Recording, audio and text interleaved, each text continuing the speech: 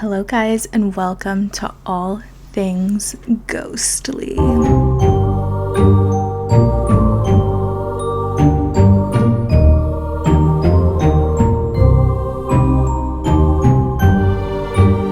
So, as the title insinuates, this is a podcast, or if you're watching on YouTube, just a quick little hangout sesh where we just talk about spooky stuff. We talk about ghostly stuff. We talk about paranormal. We talk about spooky and creepy. I already said spooky, but you get the vibes. So I'm excited to start this podcast because obviously we're in spooky season right now. It is prime time October. It's Halloween in a couple of days. So I'm very excited. Everyone's been posting their spooky makeup content, spooky like going to spooky places type content. So I'm very excited to go ahead and talk about some of my own spooky stuff, which is how we are starting this podcast off, because what better way is there to do this? I'm going to tell you about my paranormal experiences, and I won't say that they're that intense, but I will say that they're of note. They're definitely like not your everyday average Joe, just like seeing something in the corner of your eye. I feel like these are more substantial, if you will, but nothing like a possession. Actually, there might have been a possession, but that's going to be in part 2 of this episode. And yeah, that'll be an interesting one for sure. But today we're going to talk about the common theme of this first episode is going to be my ghost girl. And yes, I have a ghost girl. Who's asking? Basically, when I first moved in the house that I currently live in, I was like 8 or 9 years old. Sorry, no, it was 9 or 10. My bad. I'm already getting my timelines wrong here, but I have a little sheet of notes in front of me so that I make sure I'm staying on track and I'm getting everything in chronological order, because sometimes I just get to talking and I talk too much, but that's why I'll be great at podcasting. Duh. So anyway, yes, when I first moved in this house that I'm currently in, I was 9 or 10 years old. And basically, you go through the process of cleaning out your old house. Wait a minute. I forgot to do something crucial at the beginning of this. Hello, my name is Abby. I literally am just going in for it. You guys don't need to know my name, I suppose. Yes, my name is Abby. So as I was saying, you go through the process of moving everything out. Most people take the majority of their stuff when they move, but some things are left behind, little odds and ends, just cleaning, recarpeting rooms, repainting rooms, all that stuff. Obviously, I was 9 and 10 years old. I was not picking up a paintbrush. But when it specifically came to my room, obviously I was more excited. So when they started working on my room, them being just like my mom and family that was helping us out with the move, I was obviously like, what are y'all doing? What are y'all finding? What are you going to do? Like, what's my room going to look like? So I was a little more invested in it. But basically, I had the realization that my room had the attic in it. And this was not your normal attic that's just like a little trap door on the top of your ceiling on the top floor. No. This is like a big wooden square, like half door. It doesn't go all the way up like a normal door does. It's shorter than that, but it's also wider. So it literally just looks like a square. And it's like a wooden painted white door. So I was like, yeah, already I got the vibes. I got the creepy vibes. I got the vibes that I was not going to like looking at that all the time. It was definitely going to creep me out. So I did have a big wooden bookshelf in my previous rooms that I, already owned, that was already going in that room. So I told my mom immediately, I was like, yeah, so that big bookshelf is definitely going to have to go over that door. At least it'll be a little bit of a distractor so that I don't just simply see the door all the time. It would have blocked most of it. It doesn't block all of it, but it does block most of it. So already creeped out just by the attic door. But I'm a kid, so whatever, sure, yeah, nothing spooky yet. We open the door and there's nothing in there except a rocking chair. Now, rocking chairs have this spooky like lore to them. I don't know if anyone else feels the same, but I feel like I've heard other people say it, and I just feel like there's something about rocking chairs that are spooky. And I don't know, I'd be interested in like looking into it to see if there's like an actual creepy backstory to it, because I'd be interested to do like an episode on it, because we are going to be covering some like lores and myths in these episodes as well. So yeah, definitely going to look into that one. But there was just a rocking chair there. Now the first question is, why did you leave this rocking chair behind? You got everything else out except this rocking chair. Why is that? And second question is, okay, yeah, if they just forgot it, why did you only leave a rocking chair in your attic? I mean, everyone has odds and ends, right? So it just kind of, it felt ominous because it was the only thing in the attic. And again, there's just this spookiness to rocking chairs. I don't know how to explain it. Maybe y'all feel different, but I feel like rocking chairs are creepy, dude. I don't know. But anyway, not a big deal. Again, nothing spooky yet, just kind of a little bit ominous feeling, a little unsettling, if you will. So basically, I start sleeping in my room, and I hear a ghost girl singing to me in my slumber when I'm just trying to get some shut-eye. And basically, I could identify that it was a young girl. Like, that was very easy to tell by the sound of her voice. But it wasn't loud enough to where I could actually hear what she was singing. It was a familiar tune, but I don't know. It's kind of hard to explain. Maybe I knew back then what it was, but I'm just not remembering the songs, because thinking back to that memory, I can never like say what song she was singing, but I vividly remember hearing the tune of it and it sounding familiar. And I can't like recreate it. I don't remember enough about it at this point to like remember the tune of it, but it was definitely familiar sounding to me. And that's the important part, I guess, because I immediately like recognized it. And again, the voice was loud enough to where I could hear that it was coming from a little girl. So yeah, kind of creepy. And again, I heard this often. It wasn't like a scheduled thing, like once a week or once every other night or something like that. But it was frequent enough to where it happened a lot. I mean, a lot of the times.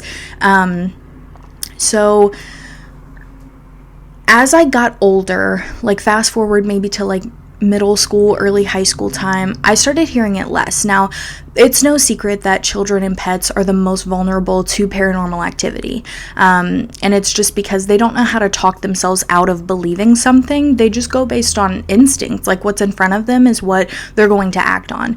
And I feel like sometimes as we grow up as human beings, we start to talk ourselves out of believing the things that we see. Oh, it's just something else. Oh, it's a coincidence. And, I'm just at a point in my life where I fully believe in the paranormal, and when people tell me their stories or when I see something questionable, it's not that I'm not open to hearing like the explanation of it, but I feel like there's a certain feeling, at least for me, like if I'm really creeped out, I can feel like the blood rushing from my head immediately, and I know that that's not just something that knocked off the wall. I know there's something else here, because we feel energies. We feel, like if you go into a spooky place, you feel either negative or positive energy. It's the same situation. If you have something knock off your wall and you feel that like really intense, like, whoa, what was that? There's probably a reason for that, because there's stuff that falls all the time. And if you don't have that reaction every time, there's probably something else to it that you're feeling. But anyway, so I stopped hearing it as often, but I did still hear it. It was just iffy. Like I would hear it sometimes and then I would go forever without, kind of thing. And I actually had this friend in high school, and we're still friends today, where she would spend the night all the time. And we just got talking about something one night. I don't know specifically what it was about, but I brought up the fact that I think there's a little girl haunting my room because I've heard her sing to me since I moved in here. And she got really creeped out. And basically my bed is like parallel to the attic door, so it's not facing it. It's kind of just like beside of it with a gap there in the room, so it's not right up against it, but it's parallel to it. And the half of the bed that I normally slept on was the one opposite, just because it was like closer to like a plug-in for my phone. I was never afraid of her. She almost gave me like a comforting feeling. Whenever I would hear her, I would feel just like comfortable. I would feel, like put at ease, if you will. So, she refused to sleep on the side of the bed that was closest to the attic. She would always make me switch her. So she, without question, understood kind of what I was saying. She understood that there was definitely something creepy going on here. And it kind of wasn't a question in her mind, even though she wasn't like a ghosty type person herself. She just believed it. And I feel like it might have been because she felt something there too. I feel like my camera keeps going in and out of focus. So if that's happening for all my YouTube watchers, sorry, but I'm not fixing it because I'm getting in the depth of this story now. Anyway, basically that happened. She just was like, I feel it too, kind of thing. But yeah, going into high school, it kind of stopped happening as much. It definitely is going in and out of focus. I'm sorry, I keep talking. But anyway, also just to flash back to my childhood, I do want to say that my nephew, who is younger than me, he was probably about 3 or 4 when we first moved in here, and he would always see, or at least say that he saw an old lady at the top of the stairs, and he would describe her as almost like a friend, like he was excited to see her. He, would sometimes say like, I haven't seen the old lady in a while, and he would describe like what she was wearing sometimes as well. I think that he said that she was wearing like a pink floral dress and she had glasses on. So he would be able to vividly like describe her and everything like that. So again, there's no reason for me to not believe him. He was like 3 or 4. He was in his own little world. He didn't like have this thing about him that was like, ooh, make up a story to scare everyone. No, but he definitely wasn't afraid of her either. So there could also be an older woman haunting this house, as well, but I've never seen her. I've never, had a feeling of her. I've never, came in contact, so I'm not sure. Maybe it was someone following him around.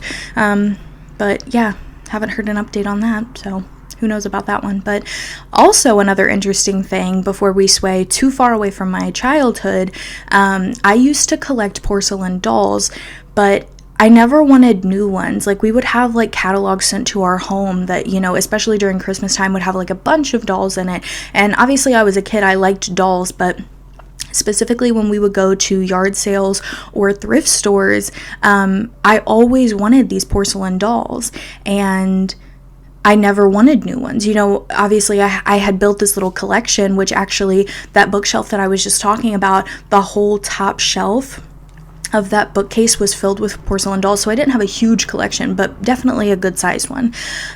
So my mom would say, do you want porcelain dolls for your birthday or Christmas or something like that? And I would always say no. I never wanted the new ones. And again, it wasn't like a thing where I would play with them. I was just drawn to them. So again, that's very interesting to me. Like, was I detecting something in these dolls from yard sales and thrift stores that obviously came from other people's home, that for some reason I was drawn to their energy? I'm not sure. But basically one day, and this was within the same year that we moved in this house, so the ghost girl was already singing to me. I just randomly one day was like, get these dolls out. I don't want them in here anymore. And I don't remember describing that I was like afraid of them necessarily, or that they creeped me out, or like if one moved or something. I just remember saying I don't want them anymore. And so my mom, obviously kids change their mind all the time, so she was like, yeah, I'll put them in the garage or the basement and see if you change your mind. And I was like, no, do not keep them in this house. Throw them away for all I care. Donate them. I do not care. I don't want them here anymore. And I believe she ended up donating them to a thrift store, but it was just a sudden change, like going from collecting these dolls, liking them, at least for just like decorative purposes, all the way to get them out. I don't even want them on the property anymore. So I can't for the life of me remember like where that came from, but it was a very brisk change. So again, very interesting to say the least. And then, let me see. I think that's all I have from my childhood on the ghost girl. So now let's go into more recent things involving her, or at least I think it's involving her. So there will be times, and this has only happened maybe like 4 or 5 times, and it's very, very spaced out, but I will hear a music box through my house. And this is very recent, just within the past like year, maybe year and a half. And again, only heard it a very short amount of time, or very few amount of times. And I just hear a music box. It's the standard like music box type sounds, like the one with the little ballerina in it.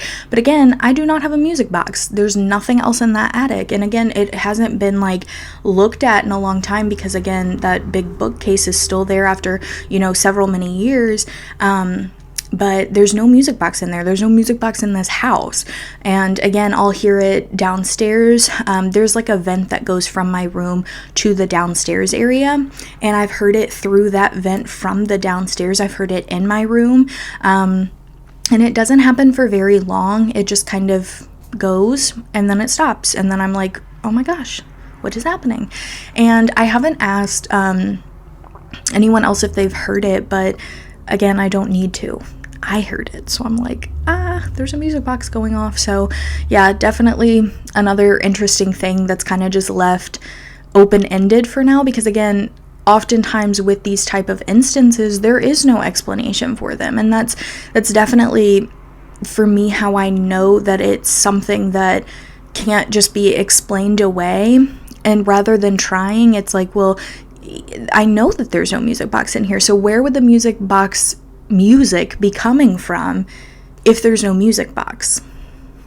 So again, because she used to sing to me, my theory is that I might be able to hear the music still, but not her very, very quiet little voice, which again is what I heard before. But before, from my like childhood memories of it, I don't remember hearing a tune with her voice, only her voice singing. And again, it was very, very quiet, just enough to recognize the actual tune of it, like from her voice, as well as the fact that it was a little girl. But I never remember hearing like music in the background of it.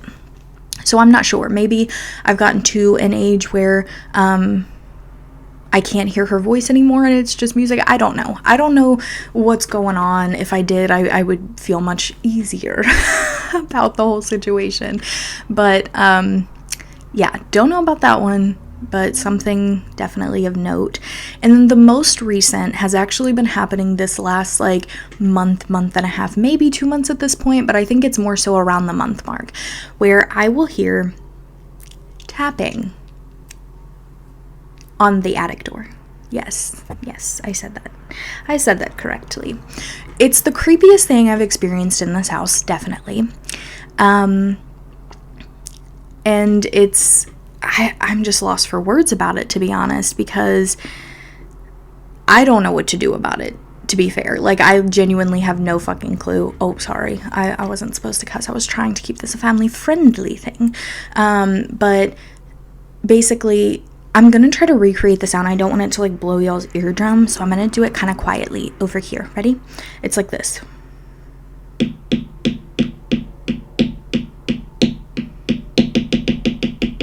And it'll speed up like that.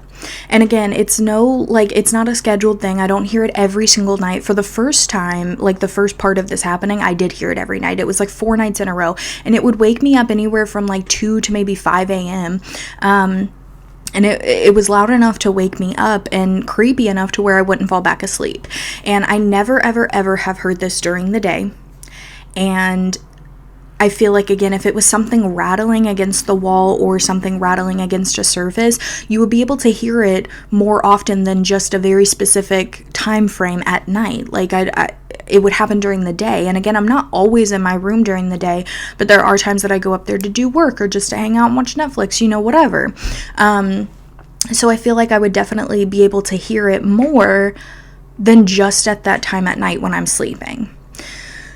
So no updates on that yet. I've tried also to get it on camera, like to record it, but you can never hear it. It just kind of sounds like muffled audio, like almost as if I'm rubbing it against a blanket, but I'm not. Like I hold the speaker of my phone toward the attic door, but it just doesn't translate. But a couple of weeks ago, there was this one night that it was so loud that it was literally like a tapping that screamed like, let me out of here, like I want out, which was obviously very, very creepy. And I was petrified. That was one of the nights that it happened at 5 a.m. because I checked my phone and I was like, oh my gosh, I have to be up for work in 2 hours. This sucks. And I didn't get any more sleep that night because of how scared I was. And again, it doesn't happen all night. It might happen like that sound that I recreated, the light tapping and then it speeding up, probably happens like maybe 5-6 times and then it just stops. So again, it's so consistent with the time that it happens, and it only happens a couple of times and then it completely stops again for the next night, unless it just so happens to be that I'm not hearing it when I'm out of my room, like the times that I'm out of my room. Which, I don't know, I feel like that's too much of a perfect consistency for it to be random. Do you know what I mean? Because if something was rattling, it would be random and it would have to be caused by vibrations. And I do live, like this home that I live in, that all this has happened in, is a more like vintage style home. So there are noises, but again, I feel like if it was something like vibrating the house, making something go off, I would be able to hear it more often. Like it wouldn't happen so specifically at night. So I don't know, but that is definitely the most recent rendition of spooky that has happened to me. And I don't know what to do about it. I did one night, this was very creepy because I decided, I've never acknowledged the ghosts. Well, really, I've only seen the one ghost. I was including the grandma, but I haven't seen her. I've never acknowledged the ghost girl. I've never talked to her. I've never said hey. I've never fully let her know that I know she's there. Which people have said that once you acknowledge a spirit, that's when they start showing you more. That's when they start trying to communicate with you more.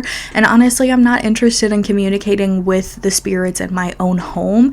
Definitely like somewhere else outside of it, but not inside of my home. Because although I don't think she's malicious whatsoever, it's still creepy. Like, you can stay in the attic if you want to, girl, but just don't bother me like that. So, and again, because it was like waking me up and making me lose sleep, essentially, I was like, no, a girl needs her beauty sleep. You cannot mess with that. So basically one night before I went to bed, I said out loud, you are not welcome to bang on my attic door anymore. It's disturbing my sleep and you can live here peacefully, but we need to be separate, and currently you are disrupting my space. I can't let you out. I can't do anything for you. So you do not have permission to bang on my door. Just trying to be a little stern, whatever, set boundaries. And I didn't hear it for like 3 nights in a row, but it just started back up a couple of nights ago, and I've heard it probably out of the past maybe like a week or so. I've heard it like 2 or 3 times. So again, not necessarily an every night thing, but often enough to where it's like, dude, come on, this is happening again and it's keeping me up. It actually happened to me last night, but I think I'm learning to sleep through it, which almost scares me a little more, because what if she does burst out in the middle of the night and I'm just sleeping through it because I'm used to the ruckus now. I'm the lightest sleeper ever. Normally every like toss and turn wakes me up in my sleep. Like if I switch to the other side or something, it wakes me up. So I don't want to become a heavy sleeper whatsoever, but I feel like now it's happening because I'm getting used to the sound, and I don't like that. I do not like it at all. But yeah, that wraps up this part. I will say there was one other thing that I thought there was one other thing. Oh, yes, I forgot to go into this story real quick here, which I was going to say, this was kind of like my segue to get you to go to the other part. My father passed away in 2017, and part 2 is going to be all about the paranormal experiences that I've had since his death, because that is the more intense stuff. Like, that's the more concrete, like, whoa, I cannot believe this is happening, with the possible possession. So go watch that. But anyway, 2 weeks before he passed, I saw this figure in my room, and I'm going to do my best to describe it. It might be a little easier to watch through the visual because I talk with my hands a lot, so I'm like, da-da-da-da-da-da. Anyway, so basically, it was a glowing white figure, and it had a head, but very, very skinny, like stick-like limbs. Like it was very, very small. And the height of it was probably about this. It was like a very like small, like short person. And I could easily recognize that it was a human-like figure, but it was just shorter. So not human height, but human-like shape, but much, much thinner. Like again, like very much so like stick limbs and body with a bigger head, but it wasn't like alien-like at all. So just essentially a small human. It honestly could have been the ghost girl. For all I know, like an actual child spirit. But I associate it more so with my dad because 2 weeks later is when we found out that he passed. And I don't think obviously that was his spirit because he was still alive for 2 weeks after. But I do think it was almost like a warning from someone. And again, it could have been a warning from the ghost girl that's in my room. Like, hey, you know, there's about to be somebody that moves more so into my side of the world, the universe, that you know, and just know that we're still able to be here. Just because we're not human anymore, it doesn't mean we're just gone. So I'm not sure what that means, but I definitely did see it, and it basically went from right around the attic, which is why now that I'm saying it out loud, I'm like, dude, I think this was her.